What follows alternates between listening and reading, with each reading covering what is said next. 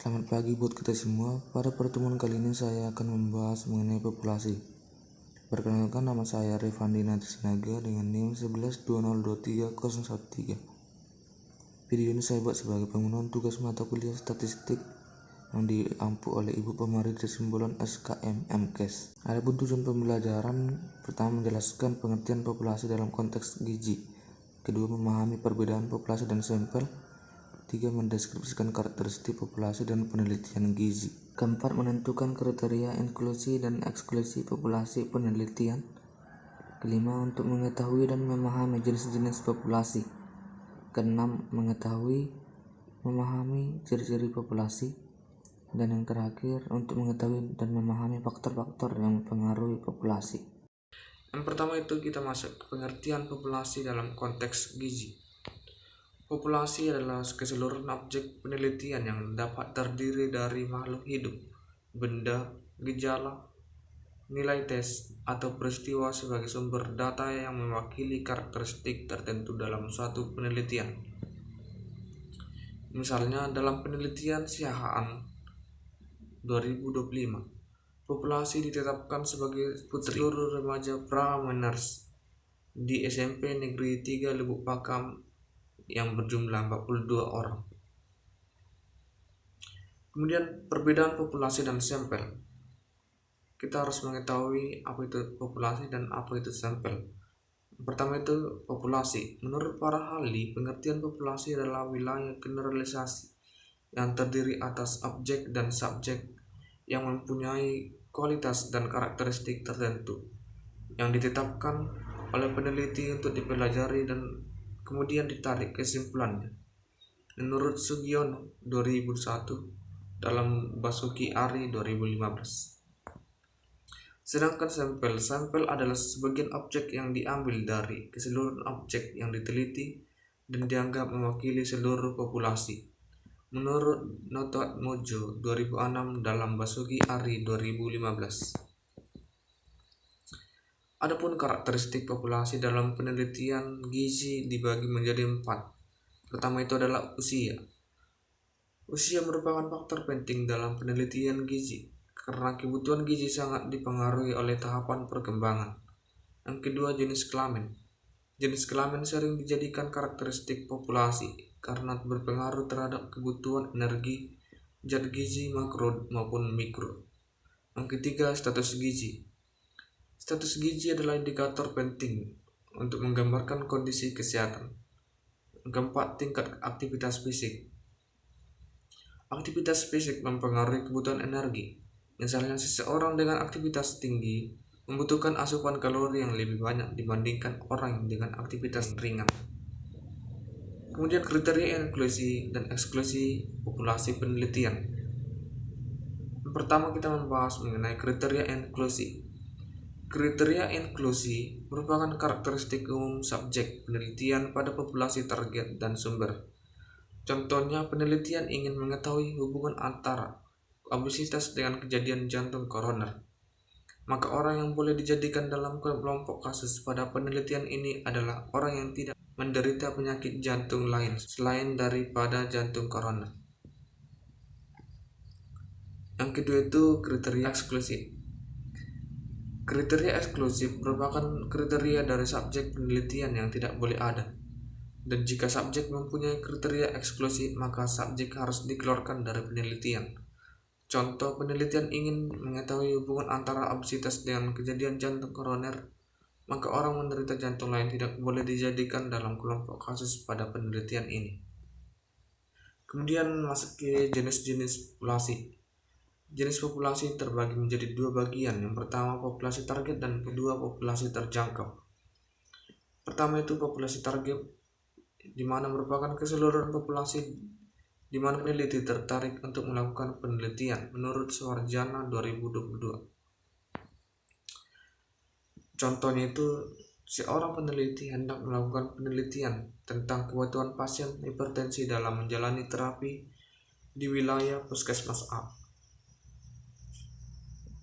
Yang kedua, populasi terjangkau. Populasi terjangkau adalah kumpulan dari seluruh kasus, orang atau objek yang sesuai dengan kriteria penelitian yang tersedia dan terjangkau untuk peneliti. Contoh, ada 8 desa yang di wilayah puskesmas. Peneliti hanya mengambil pasien hipertensi yang memenuhi kriteria dari 4 desa untuk pengambilan sampelnya. Selanjutnya ada 4 bagian daripada populasi, antara lain populasi target. Populasi target adalah populasi yang paling luas. Populasi ini juga dikenal sebagai broad population, di mana hasil penelitian akan diaplikasikan. Contoh, ada penelitian tentang hubungan konsumsi zat besi dengan kejadian anemia pada ibu hamil. Maka populasi targetnya adalah seluruh ibu hamil di Indonesia. Yang kedua, populasi sumber. Populasi sumber atau dikenal sebagai sampling frame merupakan individu-individu yang berasal dari populasi target dan mereka memiliki potensi sebagai partisipan atau responden dalam penelitian. Contoh, penelitian yang mengambil populasi sumber berupa remaja usia 13-18 tahun yang bersekolah di SMA negeri di kota Medan. Mereka adalah bagian dari remaja Indonesia, tapi lebih mudah dijangkau dan memiliki peluang besar untuk menjadi responden. Yang ketiga adalah populasi sampel. Populasi sampel adalah individu-individu yang berasal dari populasi sumber. Populasi ini diminta atau diundang untuk berpartisipasi dalam penelitian. Contoh, dari seluruh siswa SMA negeri di kota Medan, peneliti hanya memilih 200 siswa dari 3 SMA berbeda sebagai sampel penelitian. Jumlah ini dipilih karena keterbatasan waktu, biaya, dan tenaga sehingga tidak semua siswa di Medan bisa diteliti. Yang keempat, populasi studi atau populasi penelitian. Populasi studi adalah orang-orang yang memenuhi syarat atau eligible. Mereka berasal dari populasi sampel dan menyatakan bersedia menjadi responden atau partisipan dalam penelitian yang akan dilakukan.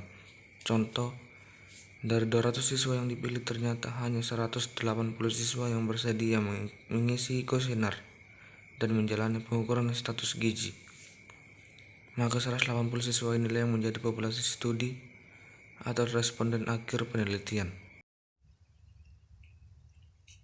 Ciri-ciri populasi itu terbagi menjadi beberapa bagian.